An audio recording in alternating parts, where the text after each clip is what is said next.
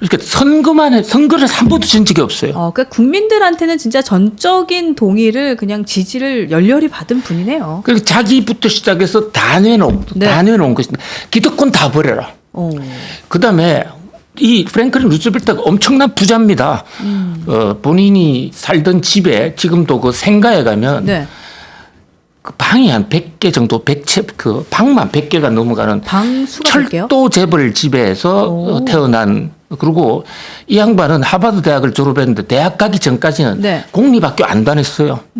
공립학교 워낙 똥통학교 시시하다. 그런 어떤 검증되지 않은 선생들한테 어떻게 교육을 받느냐. 도련님이 있네요. 도련님. 그래서 자기 아버지 어머니가, 특히 샤라라는 어머니가 굉장히 유명한 분인데 네.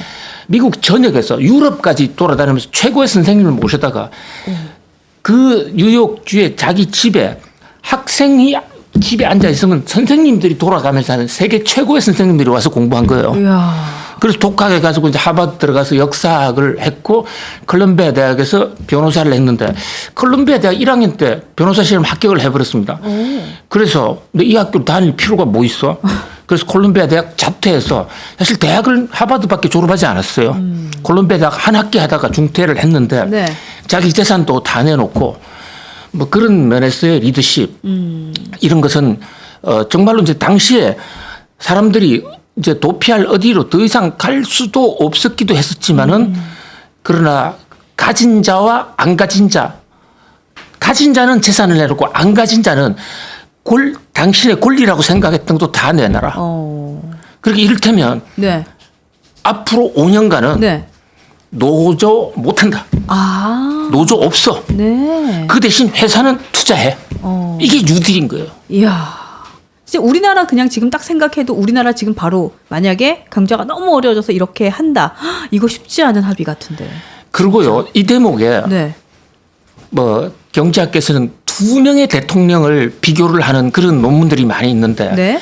비슷한 시기에 대통령을 한 인물이 있습니다. 독일의 유명한 대통령 히틀러. 히틀러하고 같은 세대예요.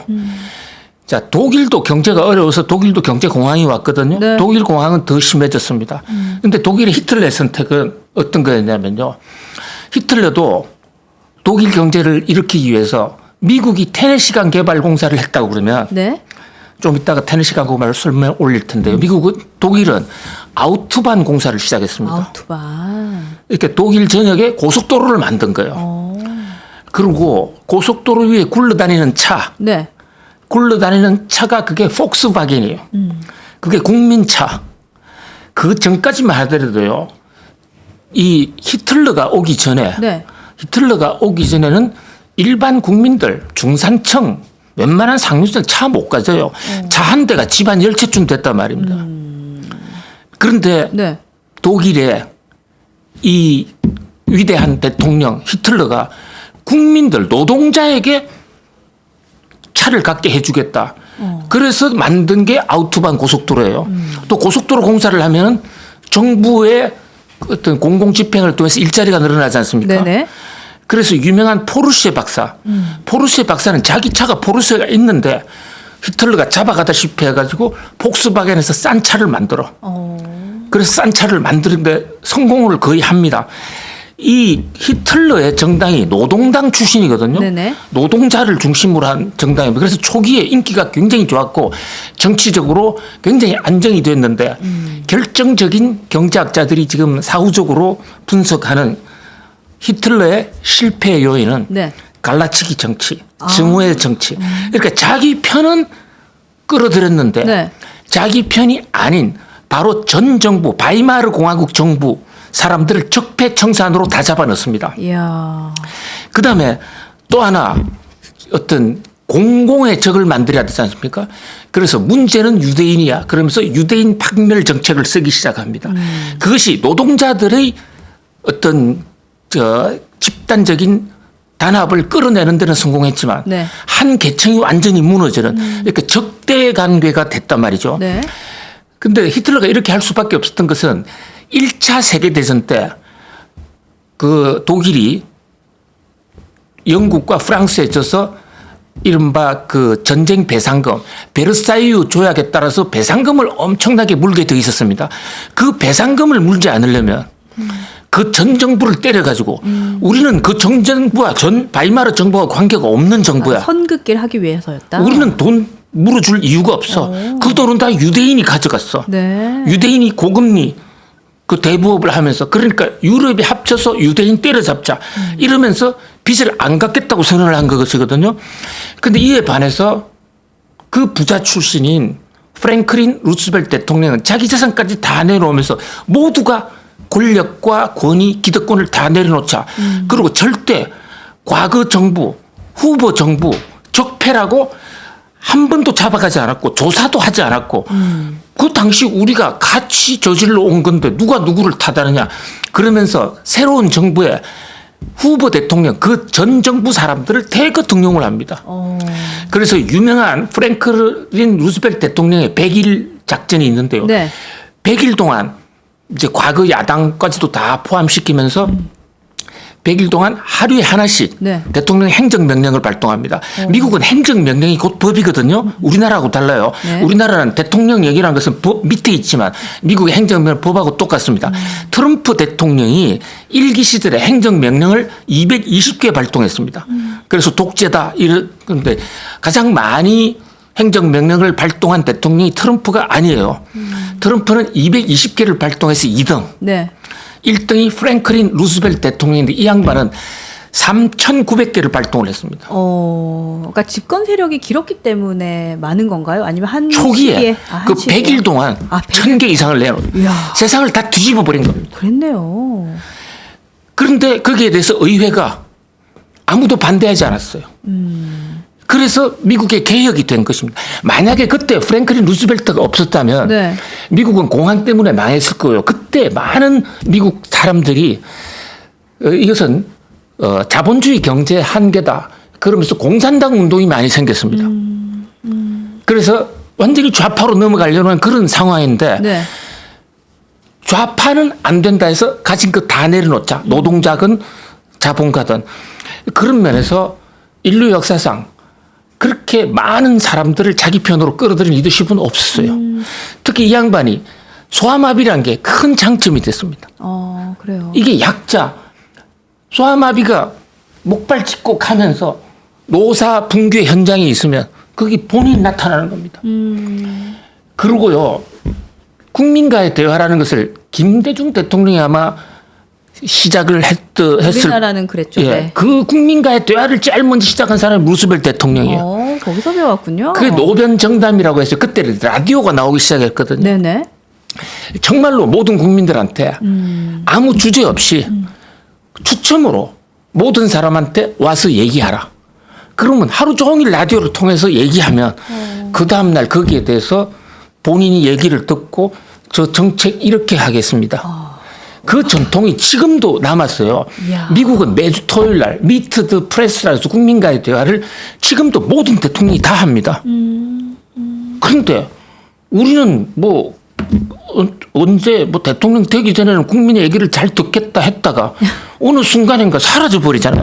뭐 누구를 꼭 특정인을 지칭하지 않더라도 네. 선거 때만 국민을 섬기고 나중에는 다 국민의 군림하는 대통령으로 그렇죠. 바뀌어 버리지 않습니까? 표만 받으러 올 네. 때만 굽신하죠. 사실은. 네. 네. 그런 면에서 지금 오늘날요 우리 사회가 가져야 될 거.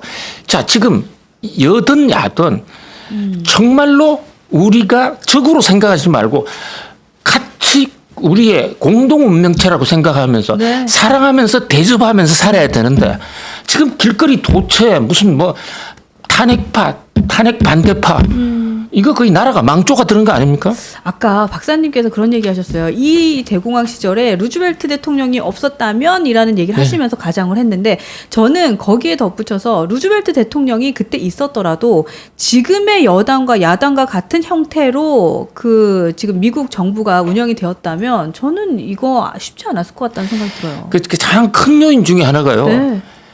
이 네이버와 다음 또 미국에서는 페이스북이나 유튜버의 네. 그 죄가 큽니다. 아. 지금 아주 알고리즘이란 이름 아래요. 페이스북이나 메타 또는 유튜브를 하게 되면 네. 예를 들어서 내가 좌파 유튜브를 좋아한다. 몇 번 듣잖아요. 네. 그러면 알고리즘이 그 관련된 것만 챙겨서 줘요. 그러니까 내가 듣고 싶은 것만 혹은 보고 싶은 것만 이제 볼 수 있도록 만들어 놓은 시스템이죠, 사실은. 맞아요. 그러다 보니까 네.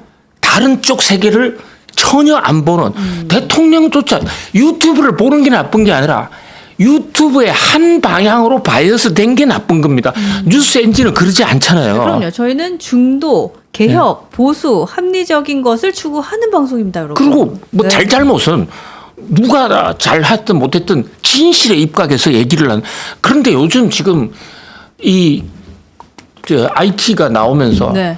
자기가 듣고 싶은 뉴스만 알아서 골라주는 이런 시대일수록 균형이 잡혀야 돼요. 네, 네, 네. 신문도 자기 원하는 신문만 보고 싫어하는 신문 안 보게 되면 점점 더 적이 됩니다.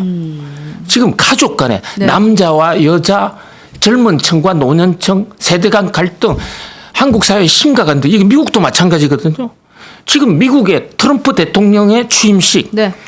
미국 국민의 절반은 지금 환영하지 않습니다. 지금 이를 부드득 갈고 있는 사람이 반 정도예요. 네. 이런 어떤 대결의 정치, 네. 이거 빨리 끝내야 된다. 그런 면에서 이 루스벨트 대통령이 보여주는 그런 시사점이 굉장히 크다. 이렇게 네. 볼 수 있겠습니다. 그러니까요. 사실 미국도 그렇고 한국도 그렇고 지금 이 시국에 정말 다시 한번 생각해 봐야 하는 인물 바로 프랭클린 루즈벨트 대통령인 것 같고요. 여러분들도 지금 의견을 계속해서 주고 계시는데 알고리즘 문제입니다. 외눈박이가 돼버리고 있어요. 와, 요 외눈박이라는 말도 맞습니다. 네, 너무 정확하시고 네, 김대호 박사님 정확하십니다. 그러니까요. 한국경제의 보석 상자 제가 괜히 붙여드리는 네, 우리가 괜히 얘기하는 말이 아니에요. 네, 여야 모두의 뉴스를 봐야 합니다. 진짜 이런 글도 주셨는데 저도 사실은 박사님 그래요. 저는 진짜 저 끝에 가 있는 방송, 유튜브 방송하고 저 우측에 가 있는 방송하고 저는 다 사실 보려고 하거든요. 그럼요. 근데 정말 어떤 생각이 드냐면 이게 같은 대한민국의 같은 지도자 밑에 살고 있는 국민이 맞아라는 생각을 하게 돼요. 같은 상황에 어떻게 저렇게 다른 생각을 하지? 라는 생각해요. 그렇습니다. 그러니까 사상은 부모 자식 간에도 죽고 죽이는 피 튀기는 전쟁으로까지 이어지지 않습니까? 네. 그래서 생각은 자기가 어떤 생각을 가져도 자유고 좋은데 네. 팩트에서 오늘 해가 떴다. 동쪽에서 떴다. 이거는 정확하게 바라봐야 되는 거 아닙니까? 그런 면에서 뉴스 엔진도 네. 이렇게 출연하는 사람도 좀 다양하게 네. 뭐 어떤 주장을 하든지 나와라. 네. 나오세요. 그리고 팩트를 얘기하라. 이게 중요하지 않을까 생각을 해봅니다. 맞아요. 사상보다 중요한 건 사실은 진짜 진실일 수도 있거든요. 예, 그 사람이 팩트를 기반으로 해서 말을 한다라면 저희 뉴스엔진 언제나 마음을 열고 문을 열어놓고 있으니까 여러분들 언제든 오시면 좋을 것 같습니다. 네, 좋습니다. 지금 우리 황은주님께서 또 한국경제의 보석 이렇게 딱 얘기를 해주셨네요. 고맙습니다. 저희가 이제 마지막 얘기를 하나 더 들어가야 될 것 같은데 일단 프랭클린 루즈벨트 하면은 세계 2차 대전에 대한 얘기도 안 하고 넘어갈 수가 없잖아요. 그럼요. 네, 세계 2차 대전에 대한 이 배경과 그때 이제 어쨌든 루즈벨트 대통령이 이 시국을 또 잘 극복한 스토리도 참 감동적이더라고요. 자, 지금 우리가 IMF 얘기를 많이 합니다. 네. 국제통화기금인데 세계 중앙은행 같은 곳이죠. 중앙은행의 중앙은행. 그러니까 우리나라 한국은행이나 미국의 연준 이런 거에 돈도 빌려주고 세계를 통화를 관리하는 곳인데요. 이 IMF라는 기관을 만든 사람이 루스벨트 대통령입니다. 그래요. 자, 그래서 루스벨트 대통령 전에만 하더라도 전 세계가 파운드 기축 통화를 썼습니다. 영국의 파운드가 세계 중심 통화였거든요. 그런데 이 루스벨트를 거치면서 IMF 체제에서 세계 기축 통화가 달러로 바뀐 겁니다. 야, 미국의 입장에서는 진짜 기축 통화를 달러로 만들어준 위대한 대통령이네요. 이거 엄청난 미국의 자산을 만든 그렇죠. 경제적으로는 사실 국부 같은 존재죠.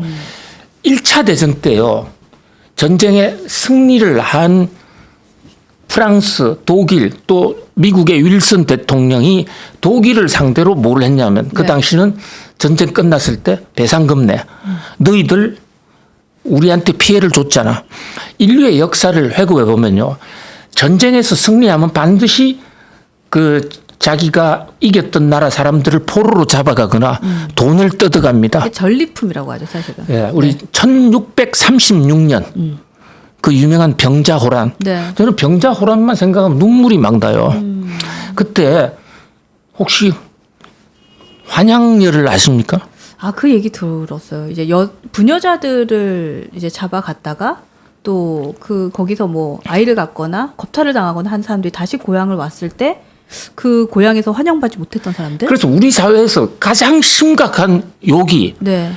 환향여라는 얘기인데 그 환향여에 니은자를 하나 더 붙여서 하는 발음이 있어. 저는 그 발음을 잘 못해요.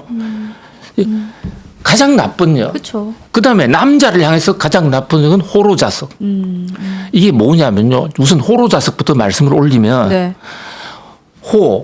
오랑캐 오랑캐 포로가 되었던 자식들, 오랑캐 포로의 자식들, 이게 호로 자식인데 그 호로 자식을 양산한 게 환향여라는 여자입니다. 자, 청나라가 1636년에 남한사성을 점거해가지고 인조의 항복을 받아냅니다. 네. 우리나라 역사에서 왕이 머리를 땅을 짚고 항복한 사건은 그거밖에 없어요. 사실 그 정도 되면 자기가 자결해야 되는 거 아닙니까? 치욕적이죠, 사실은. 그런데 네. 국민들을 다 포로로 내보내, 자기 자식까지도 포로로 내보내고 이제 항복을 했는데, 그때 청나라가 한국의 많은 여인들을 잡아갔는데 처녀들보다는 아기가 있는 유부녀들을 많이 잡아갔습니다.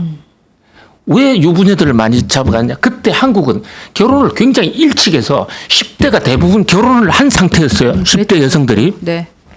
근데 여기는 한국과 중국 간의 정통성 싸움까지도 겪을 수 있는 겁니다. 다시 한국이 청나라가 쳐들어올 때 형제를 하자고 그러니까 너희들 같은 오랑캐하고 우리가 같이 못 놀아.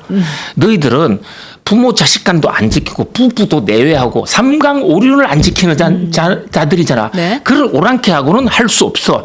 삼강오륜 중에 제일 중요한 게요.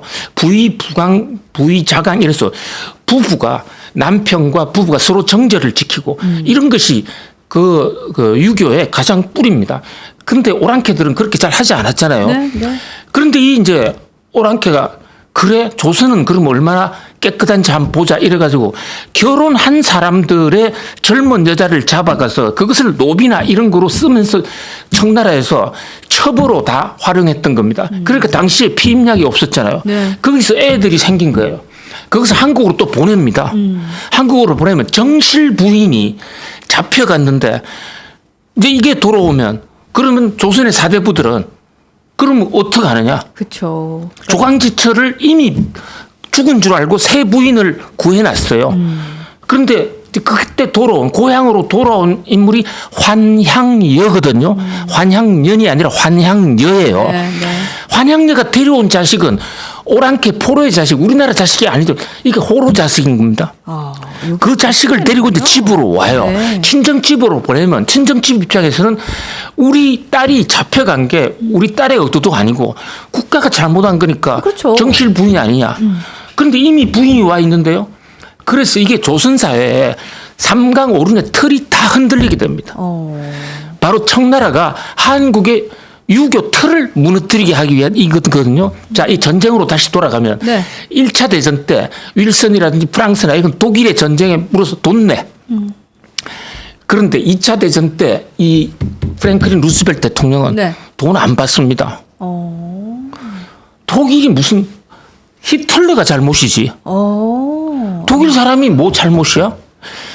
자, 독일에 돈을 빌려줍니다. 그것이 마샬 플랜이에요. 네, 네. 독일을 도와줬습니다. 일본도 도와주고. 네. 그 대신에 국제통화기금은 우리가 야. 이게 구상은 경제학자 케인즈가 한 거예요.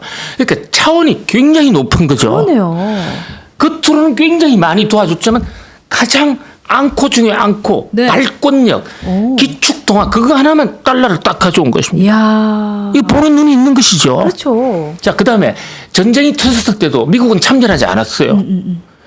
그 전쟁에 그 독일과 전쟁하는데 같은 뿌리인데 전쟁해서 뭐 하느냐 이것이 프랭클린 루트 대통령 생각이었거든요. 네.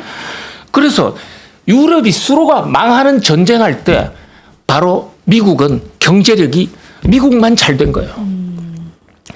근데 막판에 그것을 오판을 한 게 일본이 진주만을 공격한 거 아닙니까? 네, 네. 진주만 공격을 안 했으면 미국은 참전 안 했을 거예요. 그런데 참전을 하게 되니까 이제 뒤늦게 들어왔는데 그때는 이미 전쟁이 끝난 상태예요. 그러니까 미국은 전쟁에 돈도 안 쓰고 네. 인명피해도 거의 없이 전 세계를 다 먹고 그 대가로 IMF 이걸 브레튼 우드 체제라고 그러는데 세계 돈줄을 딱 준 겁니다. 이야. 그때 저 프랭클린 루스벨트 대통령 옆에 누가 있었냐면 네. 경제학자 존 메이너드 케인즈라는 학자가 있었습니다. 그 사람이 유효수요 창출론 수요 위주의 경제학자고 경제학의 판을 바꾼 사람입니다. 그러니까 결국은 자기가 경제 전문가가 아니니까 세계적인 경제 그러니까 케인즈라는 사람을 알아봤고 그러면서 결국은 미국도 그렇게 적폐청산하지 않으면서 통합한 것처럼 유럽을 다 미국 편으로 만든 겁니다. 이것이 마샬 플랜. 네. 뭐 그런 면에서 두고 배울 게 많은 대통령이다 이렇게 볼 수 있겠습니다. 2차 세계대전의 그 시국 안에 있었던 그 루즈벨트는 그러니까 저는 딱 이 두 가지가 지금 생각이 나는 것 같아요. 첫 번째는 방금 말씀하셨던 것처럼 그러니까 국내 안에서의 협치 뭐 협업뿐만이 아니라 국외에서도 사실은 뭔가 보복하는 것이 아니라 다 끌어안아주고 함께 같이 동행할 수 있는 그 생각을 가졌던 것이 굉장히 좀 빛났던 것 같고 그리고 인재가 옆에 있는데 그 인재의 의견을 존중하고 그걸 시행할 수 있었던 것 역시도 그 귀담아 들을 수 있는 경청까지도 그 리더십에서 굉장히 큰 역할을 해준 것 같네요. 너무 그렇습니다. 지금 한국 사태를 보면서 네. 전 프랭클린 루스벨트 한 번 만나 뵙고 싶어요. 그러니까요. 너무 부럽고 네. 사실은 와 저런 위대한 지도자가 우리나라에도 좀 지금 있어야 되는데 어떡하지라는 생각도 좀 많이 하게 되는 것 같습니다. 여러분들도 재밌대요. 지금 강의가 너무 재밌고 유익하다. 여러분 공유 이거 많이 해주셔야 된다. 이런 것도 주셨고 교수님 덕분에 경제 지식이 차곡차곡 쌓이고 있습니다. 네, 두고두고 배울 게 많습니다. 네, 이런 얘기 계속해서 주시는데 저희가 이 방송은 진짜 한 번 듣고 두 번 듣고 세 번 들어도 질리지 않고 또 그때 계속해서 깨달음이 있는 방송이라서 저희 너무너무 자부심을 갖고 있는 이 프로그램입니다. 여러분들도 많이 봐주시고 많이 기억해 주시면 좋겠습니다. 와, 박사님 저는 사실 루즈벨트 대통령의 이야기 그냥 옛날 이야기겠지라고 하고 사실 왔는데 지금 우리나라에 시사하고 있는 게 너무 크네요. 진짜 너무 그렇습니다. 크네요. 네. 좋습니다. 이제 끝으로 저희 방송을 좀 마무리를 하려고 하는데 우리 오늘 함께 하시면서 박사님께서 또 끝인사도 해주시고 또 루즈벨트 대통령을 생각하면서도 또 하시고 싶은 마무리 발언이 있으실 것 같아요. 예, 하여튼 날씨도 선선하고 네. 여러 가지 한국 들어오는 환경도 어지러운 시절인데요. 중심 바짝 차리면